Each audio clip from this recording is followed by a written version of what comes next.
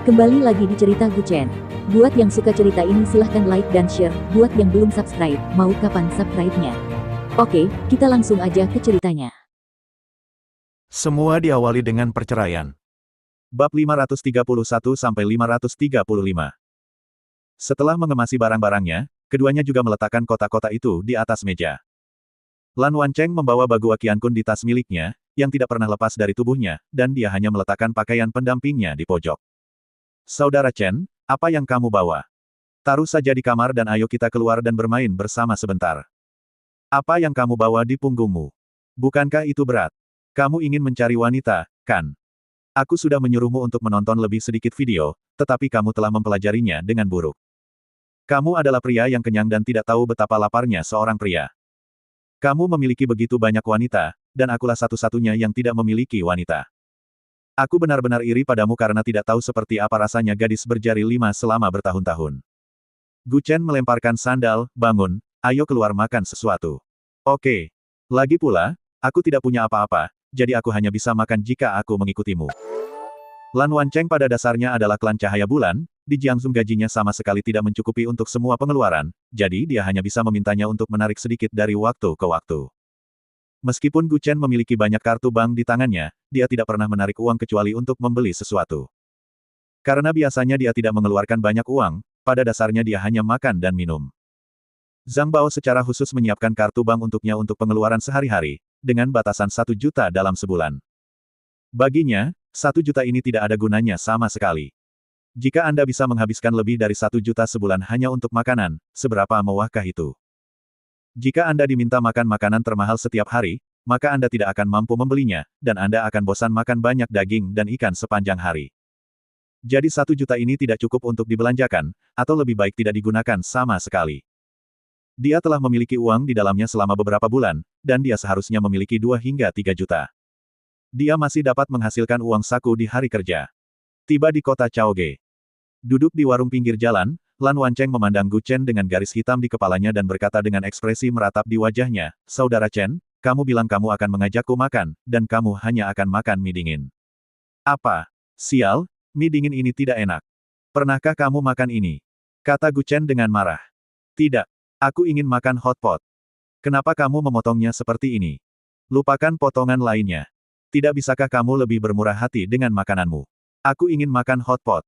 Guchen diseret oleh orang ini dan memaksanya untuk menemukan sebuah restoran dengan nama Yuzu Old Hotpot. Seperti yang kita ketahui bersama, cuan-cuan di kota Ducheng dan Hotpot Yuzu adalah dua masakan persaudaraan. Sebenarnya, keduanya adalah sejenis hotpot. Hotel ini seperti penginapan kuno, dan makanannya memiliki cita rasa yang unik. Guchen menemukan tempat duduk di lorong bersamanya, makan hotpot sambil melihat pemandangan malam di luar. Namun, meskipun ini adalah hotpot tua Yuzu, namun tidak pedas sama sekali, melainkan memiliki rasa yang manis dan pedas. Apalagi hidangannya tidak disajikan sebagai hotpot, melainkan semua sayurannya dimasukkan ke dalam panci. Bagaimana ini hotpot? Jelas ini hanya sepanci sup panas dan pedas. Makanan di Jiangsu masih lebih enak. Lan Wancheng menggelengkan kepalanya tanpa daya. Meskipun rasanya tidak enak, toko ini adalah tempat check-in selebriti internet yang sibuk di kota Chaoge.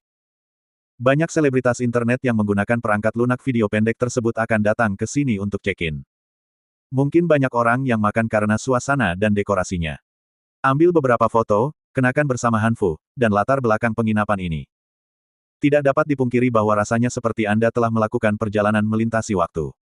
Ayo kita selesaikan, kamu bilang kamu ingin makan hotpot. Guchen menendangnya dan berkata, ini adalah kota wisata, dan banyak tempat telah dikomersialkan sehingga menarik sebagian besar wisatawan asing. Faktanya, semua penduduk lokal di kota ini adalah pengusaha. Rumahnya sendiri direnovasi menjadi penginapan, belum lagi tidak ada biaya rias jendela, tapi juga menaikkan harganya beberapa kali lipat. Jika berjalan sesuai harapan Guchen, makanan hari ini setidaknya berharga 500 yuan. 2 atau 300 yuan akan cukup untuk 2 orang di kota besar seperti Jiangsu, tetapi tidak di kota kecil ini. Mungkin perekonomian kota Chaoge dibangun di atas kenaikan harga. Penduduk di sini pada dasarnya memiliki kekayaan beberapa juta per kapita, dan bahkan yang terburuk pun bernilai ratusan ribu. Sepanjang perjalanan, dia melihat banyak gadis mengenakan hanfu dan mengajak anak laki-laki berfoto. Tempat seperti ini memang cocok sebagai taman bermain pasangan muda. Ini adalah tempat yang tidak akan pernah Anda datangi lagi, namun tempat yang harus Anda kunjungi lagi dalam hidup Anda. Semuanya dipopulerkan melalui video pendek di internet. Sama seperti Dao Cheng, video yang diambil dalam video tersebut seperti negeri dongeng di bumi. Tapi begitu Anda pergi ke tempat kejadian dan melihat-lihat, Anda sepertinya berpikir begitu saja, hanya beberapa danau, gunung, dan padang rumput. Waktu untuk pergi ke sana kurang tepat, dan ada daun-daun kuning dan berguguran di mana-mana. Namun patut dikatakan bahwa kota Chaoge ini memang sangat ramai, meski memiliki sedikit suasana komersial di dalamnya. Duduk di koridor sambil makan hotpot, ada kembang api di langit di luar. Hidup ini menyenangkan, dengan anggur di cangkir, daging di mangkuk, bunga di langit, dan orang-orang di pelukan Anda. Saudara Chen, saya salut atas segelas anggur ini. Terima kasih telah menjaga saya selama ini. Kata Lan Wancheng sambil menatapnya dengan gelas anggur di tangannya. Mungkin orang di Jiangsu ini telah mengetahui bahwa sesuatu yang besar akan terjadi pada Gu Chen, jadi dia mengejarnya tanpa henti. Melawan keluarga Gu di pihak ibu kota provinsi jelas merupakan masalah besar. Itu pada dasarnya berbahaya, tapi Lan Wancheng tidak takut sama sekali dan mengikutinya. Meskipun Gu Chen tidak pernah mengatakannya dengan lantang, dia selalu menyimpannya di dalam hatinya. Apakah kamu yakin aku menjagamu dan tidak mengganggumu? Gu Chen juga terkekeh sambil memegang gelas wine. Oh, semuanya sama saja. Jika kamu bukan salah satu dari kami, kamu tidak bisa menggangguku. Lan Wancheng tertawa dan berkata. Keduanya pun berbincang dan tertawa tentang masa lalu. Saat itu, terdengar suara dentuman dari loteng. Itu disebabkan oleh seseorang yang berlari kencang. Karena hotel ini terbuat dari kayu, asal diusahakan sedikit saja akan mengeluarkan suara yang nyaring. Apa yang terjadi? Lan Wancheng meletakkan sumpitnya dan bertanya dengan tatapan bingung. Begitu dia selesai berbicara, dia melihat sosok hitam berada tepat di bawah meja. Gu Chen juga tercengang. Seseorang baru saja menyelinap ke bawah meja. Detik berikutnya, seorang wanita berambut panjang dengan atasan ketat keluar dari bawah meja. Mantelnya terlempar langsung ke bawah meja, dan rambutnya diikat sebelumnya, tapi sekarang dia membiarkan rambutnya tergerai. Karena tubuh Gu Chen relatif kuat, lebih baik menghalangi pandangannya. Jadi wanita ini hanya duduk di sebelah Gu Chen, makan hotpot dengan santai dengan kepala tertunduk.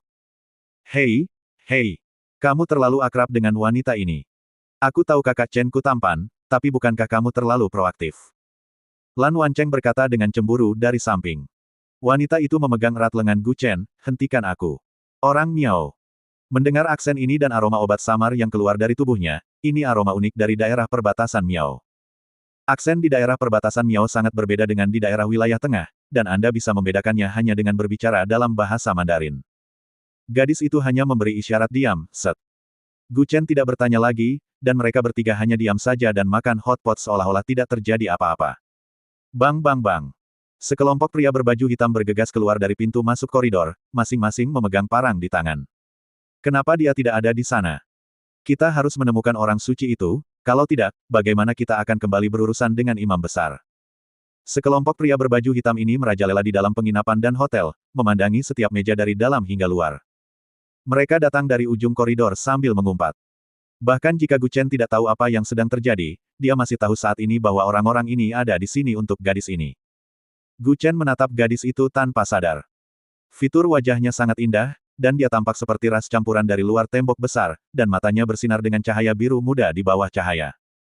Mungkin gadis itu melihat Gu Chen menatapnya dan dia mencubit pahanya dengan tangan di bawah meja.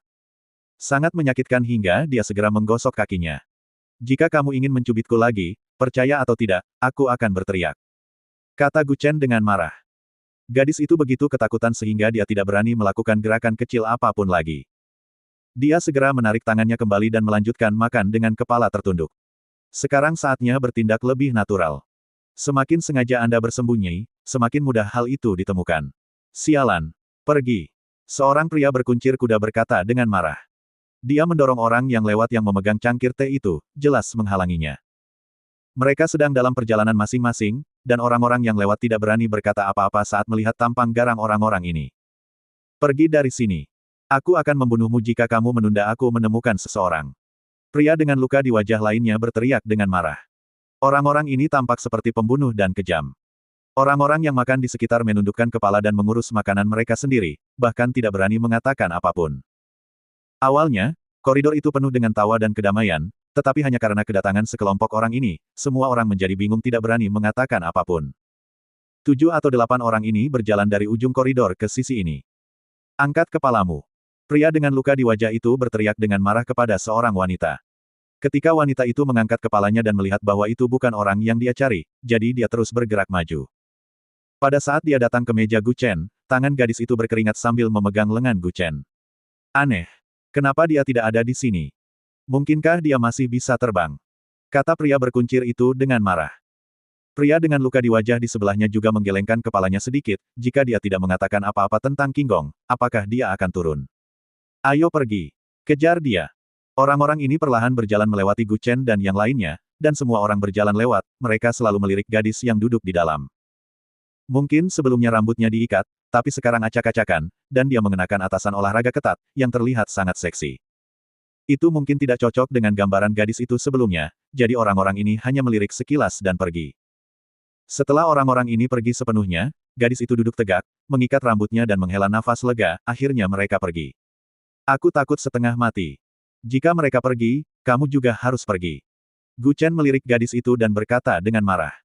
Tapi gadis itu menjulurkan lidahnya, Luan Luoluo. Tidak pergi. Aku masih harus makan. Hei! Kamu gadis kecil yang menarik.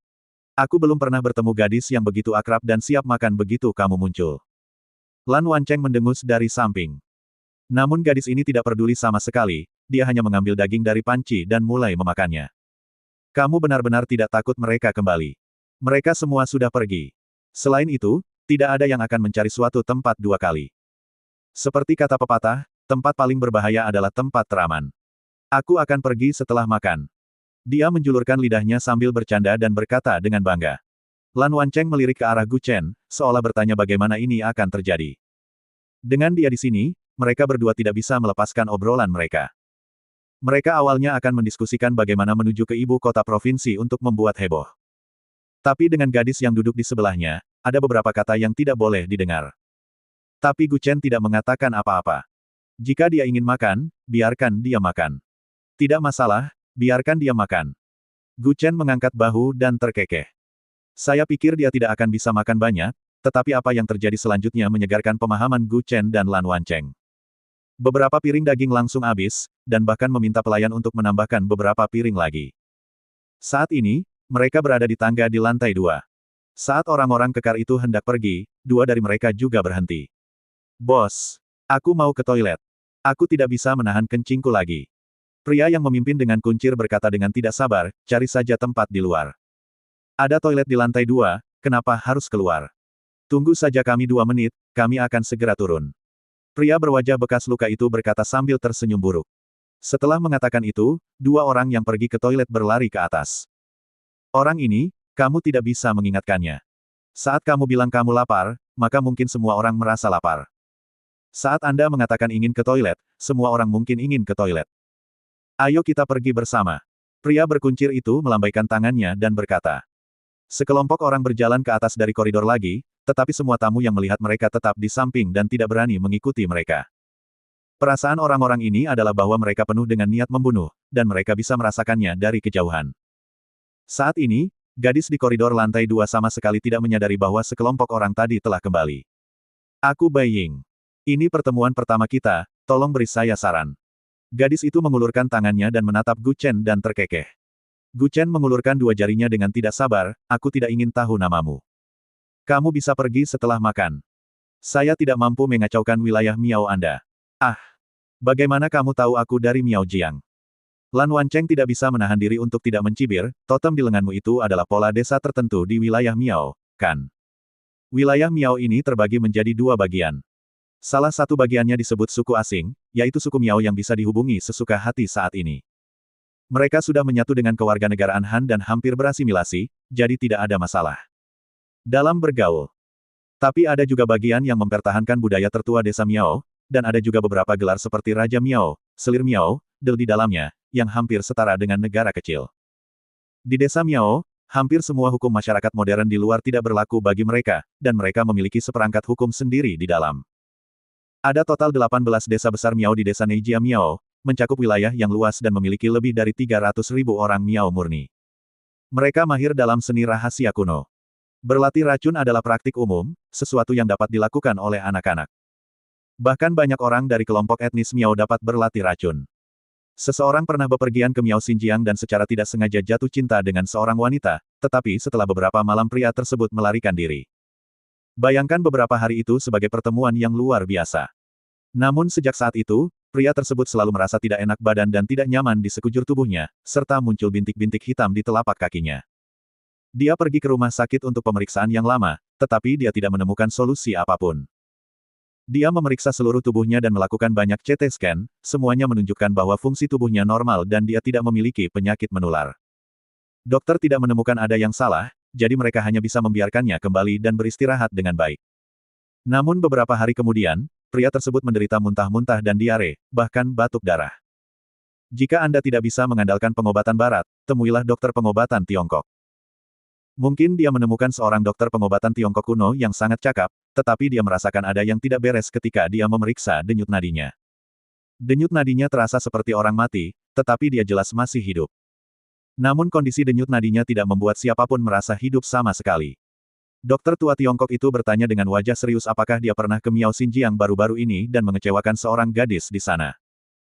Ketika masalah ini disebutkan, pria itu teringat bahwa ketika dia bepergian di wilayah Miao sebulan yang lalu, dia mengobrol dengan gembira dengan seorang gadis Miao di pintu masuk Qingba, dan keduanya pergi memesan kamar malam itu. Selama beberapa hari itu, keduanya tak terpisahkan. Mereka melakukan hal itu di hotel setiap hari. Saat dia lapar, dia akan turun untuk makan, tapi dia mengemasi barangnya dan membeli tiket saat gadis itu sedang tidur. Kejadian ini bahkan dijadikan bualan olehnya sebagai pertempuran klasiknya di antara teman-temannya. Banyak orang tampak iri karena dia mendapatkan hal yang baik selama perjalanannya. Namun setelah setengah bulan, dia merasa sangat tidak nyaman sehingga dia bahkan tidak dapat mempertahankan pekerjaan saya. Ketika dokter tua Tiongkok itu mengingatkannya, dia segera menyadari apa yang telah terjadi dan memberitahunya. Akhirnya, dokter tersebut menamparnya dengan keras dan dengan sungguh-sungguh mengatakan bahwa itu adalah racun. Terlebih lagi, itu adalah fodo cinta. Ketika dua orang sedang jatuh cinta, tidak akan ada masalah dengan fodo ini di dalam tubuh. Namun jika orang tersebut memiliki niat yang berbeda, fodo perlahan akan mulai bekerja, menyedot darah manusia sedikit demi sedikit. Ini hanyalah sebuah racun kecil di desa Miao, namun menjadi masalah besar bagi orang-orang di luar, karena ilmu pengetahuan modern tidak dapat mengobati racun mereka. Orang Miao meracuni orang Miao, itulah sebabnya kata, Miao Jiang, selalu membuat orang gemetar di dunia. Kemudian, pria tersebut kembali ke Miao Jiang, tetapi karena dia menghapus semua informasi kontaknya, dia tidak dapat menemukan gadis itu. Pada akhirnya, dia meninggal pada saat mencari gadis itu. Namun konon yang mengumpulkan jenazahnya adalah seorang gadis Miao yang sangat cantik dan lembut. Di mata wanita Miao, cinta hanya berarti menjanda tanpa putus. Kisah nyata diceritakan. Gu Chen juga sangat takut dengan orang Miao. Bukankah ada pepatah lama, Miao, Biksu, dan Tao, ketiga sekte ini sama sekali tidak dapat disentuh dan tidak dapat disentuh. Di antaranya, bibit ini menduduki peringkat teratas. Bagi Gu Chen, wajar jika dia tidak melakukan kontak dengan orang-orang dari sekte ini. Hei, lihat keenggananmu. Bai Ying mengerutkan bibirnya dan berkata dengan marah, kenapa, kamu takut aku akan meracunimu? Cih, aku takut. Gu Chen menatapnya dengan kaku, lagi pula, bisakah kamu, seorang gadis kecil, tahu cara bermain racun? Percaya atau tidak, aku akan meracunimu sekarang juga. Sambil berbicara, Bai Ying segera meletakkan sumpitnya dan mengangkat tangannya. Lan Wancheng segera mengeluarkan dua jimat dari tas, beraninya kamu. Coba sentuh saudara Chen-ku. Sekte Miao mengatakan bahwa meskipun keluarga Miao berada di puncak, bukan berarti keluarga Miao adalah yang terkuat. Pada dasarnya tidak ada satupun dari ketiga sekte ini yang lebih rendah dari yang lain. Seni aneh Tao berbeda dengan seni keluarga Miao. Jika ada pertarungan nyata antara seni yang berbeda, pertarungan itu mungkin akan berlangsung selama 3 hari 3 malam. Kedua keluarga adalah sekte dengan sejarah ribuan tahun, dan mereka terbagi menjadi banyak sekte yang lebih kecil, jadi kedua belah pihak selalu dalam situasi konfrontatif. Biksu, itulah yang orang-orang sebut sebagai agama Buddha. Agama Buddha ini selalu bersifat rendah hati, tetapi tidak mudah untuk diganggu. Justru karena mereka tidak mengambil inisiatif untuk menimbulkan masalah, jadi tidak ada seorang pun di luar akan mencari kematian dan melanggar area terlarang agama Buddha. Pada saat ini, pria berkuncir di kamar baru saja keluar dari toilet dan hendak turun ketika dia mendengar kembang api di luar dan melihatnya sekilas. Rambut Bai Ying tergerai sebelumnya, jadi dia tidak bisa melihat dengan jelas dengan kepala tertunduk, tapi sekarang ketika dia mengikat rambutnya dan memperlihatkan separuh wajahnya, dia langsung dikenali. Wanita itu ada di sana. Pria berkuncir itu berteriak dengan marah. Mungkin tidak ada yang akan percaya bahwa gadis ini masih bisa duduk di sini dan makan hotpot dengan sangat nyaman menghadapi kejaran mereka. Seberapa besar hati ini? Beberapa orang segera bergegas keluar ketika mereka mendengar beritanya. 3 orang di meja segera mendengar suara itu. Sial. Aku ketahuan. Gu Chen kembali menatap Bai Ying dan berkata sambil tersenyum buruk. Tapi Bai Ying memegang erat lengannya, apa yang harus saya lakukan? Bagaimana saya tahu? Ini urusanmu, bukan urusanku. Hei! Apakah kamu masih laki-laki? Saat Bai Ying meneriakinya, orang-orang itu sudah berjalan keluar pintu. Nak, kamu berani sekali. Beraninya kamu menyembunyikan seseorang. Pria dengan wajah penuh bekas luka itu menunjuk ke arah Gu Chen dan berteriak dengan marah. Gu Chen tersenyum tanpa rasa takut, bagaimana Anda bisa memanggil saya orang Tibet ketika Anda datang ke sini sendirian? Dia telah duduk di sini makan hotpot. Itu karena Anda tidak melihatnya.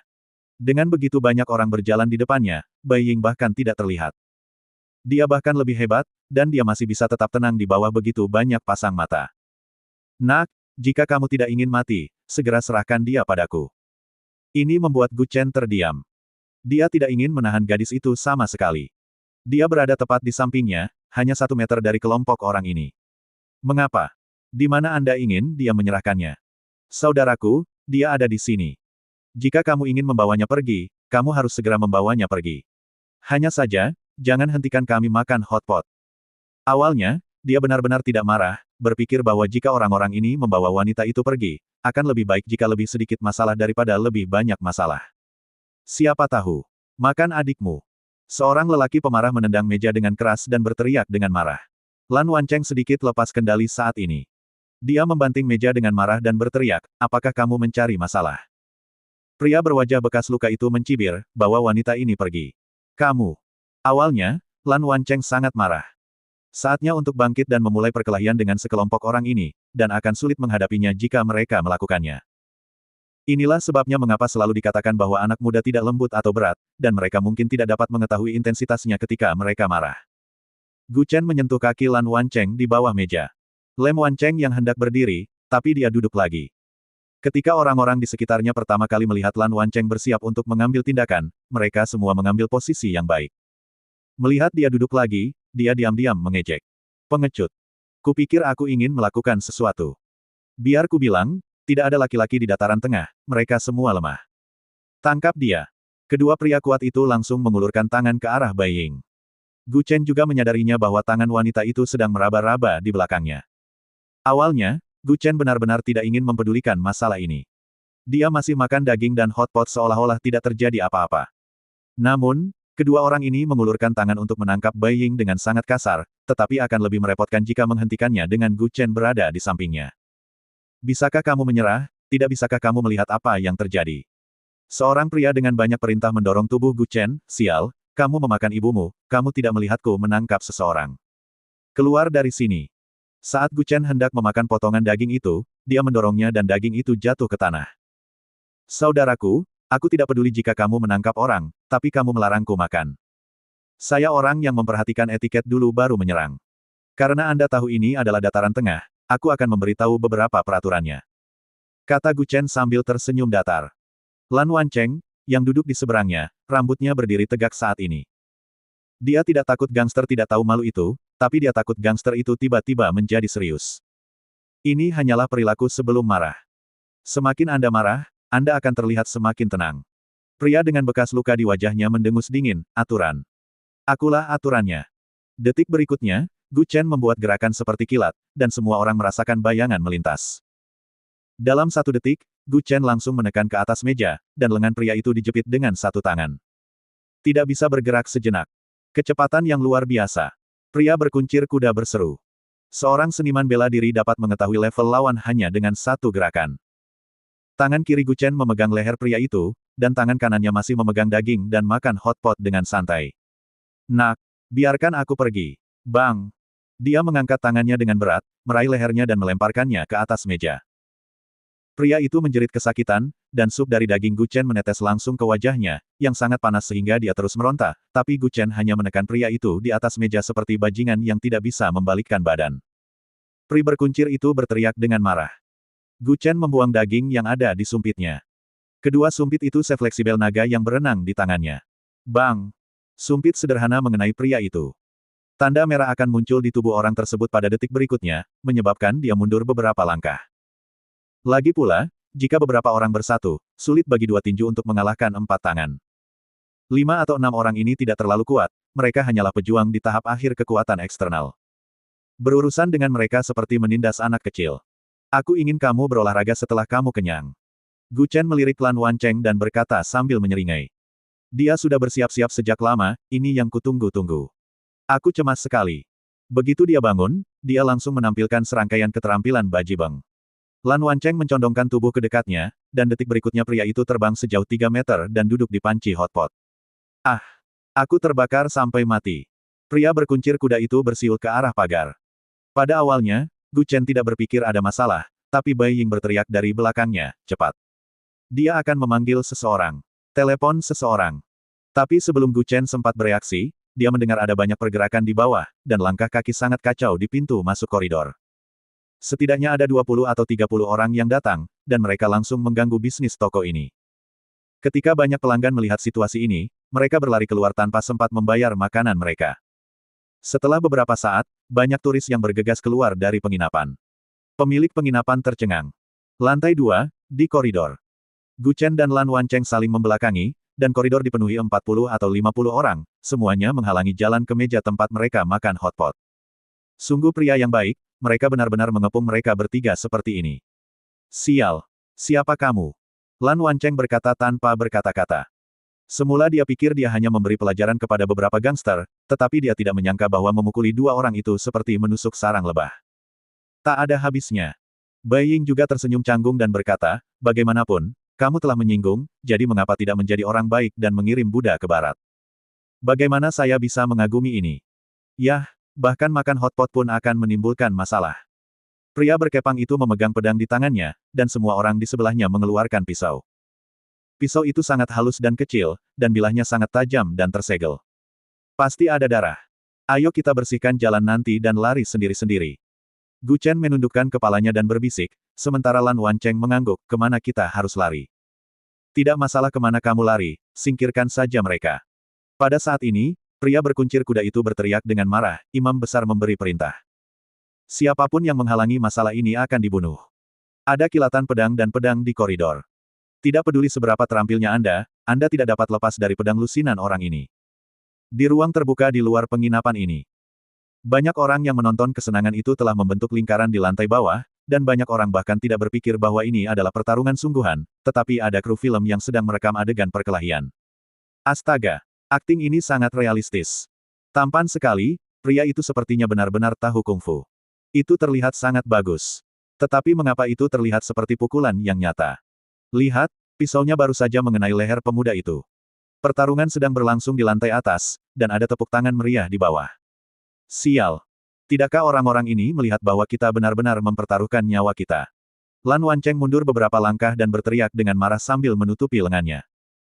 Menghadapi begitu banyak orang dengan belati dengan tangan kosong, mereka tidak dapat mengalahkan mereka tidak peduli seberapa keras mereka bertarung.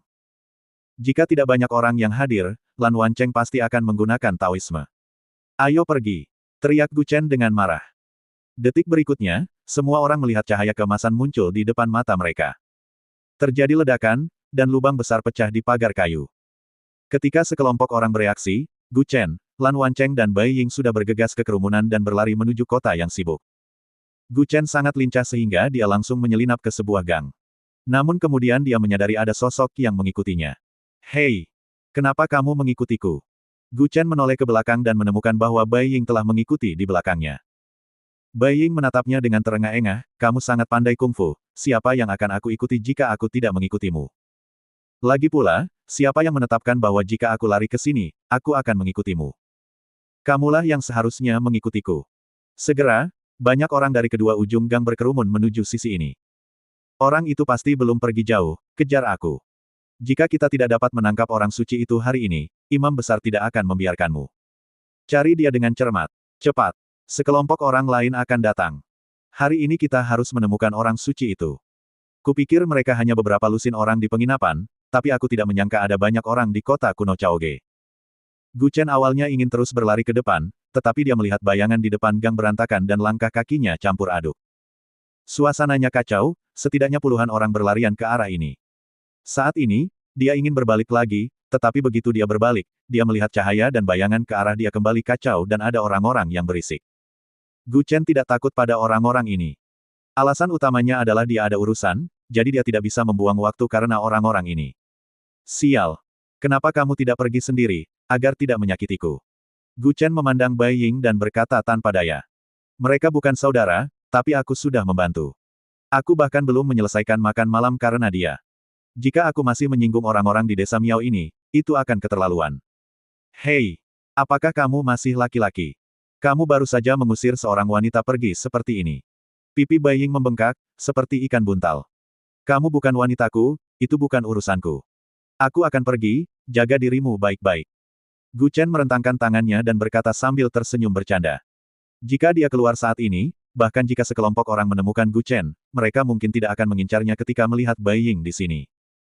Bukan karena Gu Chen tidak peduli dengan persahabatan, ini adalah masalah internal di wilayah Miao. 18 desa di wilayah Miao selalu berselisih satu sama lain. Ini sudah lama menjadi hal biasa. Melihat dia ingin pergi, Bai Ying melepas mantelnya, membaliknya, dan menekan Gu Chen ke dinding. Bantu aku. Bai Ying berkata dengan suara yang dalam dengan sedikit kerutan di alisnya. Apa yang bisa aku bantu? Dengan begitu banyak orang di depan dan di belakang, jangan harap aku akan bertarung 1 lawan 100.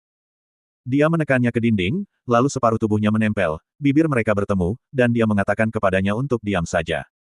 Pakaian menutupi kepala mereka. Ini terutama digunakan untuk menutupi wajah. Awalnya, jaket Bai Ying hanyalah jaket denim, gaya pinggang tinggi yang paling disukai para gadis. Cari.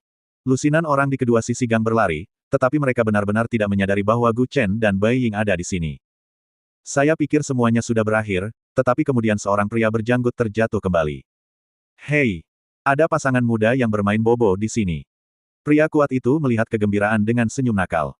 Pria berkuncir kuda itu datang dan berkata dengan marah, bukan urusanmu. Kita sedang mencari orang suci itu sekarang, jangan pedulikan urusan orang lain, cepat kejar dia. Hei, tunggu aku. Setelah mengatakan itu, pria kuat itu berlari ke samping. Puluhan atau ratusan orang langsung berlari melewati gang tersebut tanpa memperhatikan dua orang yang berada di dalam gang tersebut. Setelah langkah kaki itu hilang, Bai Ying melepaskan Gu Chen, dan lipstik masih tertinggal di mulutnya. Terima kasih. Bai Ying mengangkat sudut mulutnya dan tersenyum dengan arogan, menurut aturan Miao kami, setelah aku menciummu, kamu milikku. Jika seseorang mengganggumu di luar, ingatlah untuk memberitahu bahwa aku, adikmu, akan melakukannya untuk menyingkirkan dia. Gu Chen mengangkat tangannya dan memberinya kepala, adik. Adik perempuan, apakah kamu sudah dewasa? Umurku 18 tahun. Bai Ying berkata dengan marah, aku memperingatkanmu. Jangan pukul kepalaku lagi. Kalau tidak, aku tidak akan melindungimu di masa depan. Apakah aku membutuhkanmu untuk melindungiku? Kamu bahkan tidak bisa melindungi dirimu sendiri, dan hanya kamu yang mengejar aku di sepanjang jalan. Sentuh aku. Gu Chen menepuk bahunya dengan satu tangan. Tertawa keras. Ada sedikit ejekan dalam tawa ini. Tapi detik berikutnya, Gu Chen menyesalinya. Dia meraih kerah Gu Chen dan memberinya tendangan keras. Kamu. Aku baru saja membantumu, bagaimana aku bisa membalas budi seperti ini? Gu Chen berkata dengan marah sambil setengah berjongkok kesakitan dan hampir menangis. Biarkan kamu menertawakanku. Sedikit balasan saja. Sampai jumpa, ingat, jika ada yang menindasmu di masa depan, beritahu saja nama adikmu. Bai Ying membuat wajah lucu dan lari ke samping, masih melompat seperti itu ketika berlari melompat dan lari. Tepat ketika dia melarikan diri, Gu Chen menundukkan kepalanya dan hendak berdiri, tetapi dia menemukan sesuatu jatuh ke tanah. Hei, hei, gadis kecil. Gu Chen menahan rasa sakit dan berteriak dengan marah ke punggungnya. Mungkin semakin dia berteriak, semakin cepat gadis kecil ini berlari. Hei, kamu tidak menginginkan barang-barangmu lagi. Gu Chen membungkuk dan mengambil benda hitam di tanah, his. Batu. Benda hitam ini tampak seperti batu seperti meteorit, meskipun itu meteorit, tetap saja sebuah batu. Tapi saat Gu Chen sedang memegang benda ini di tangannya, tiba-tiba benda itu mulai bersinar dengan cahaya yang aneh, dan menjadi tembus cahaya sepenuhnya. Itu seperti sepotong kristal. Dia segera meletakkannya di tanah lagi, tetapi setelah beberapa detik, itu berubah menjadi sepotong besi besar biasa. Hah! Dia mengambilnya lagi, intuisinya mengatakan kepadanya bahwa batu ini tidak sederhana. Terutama cahaya itu, ketika Anda memegangnya di tangan Anda, cahaya yang mirip dengan cahaya Buddha akan muncul. Bersambung.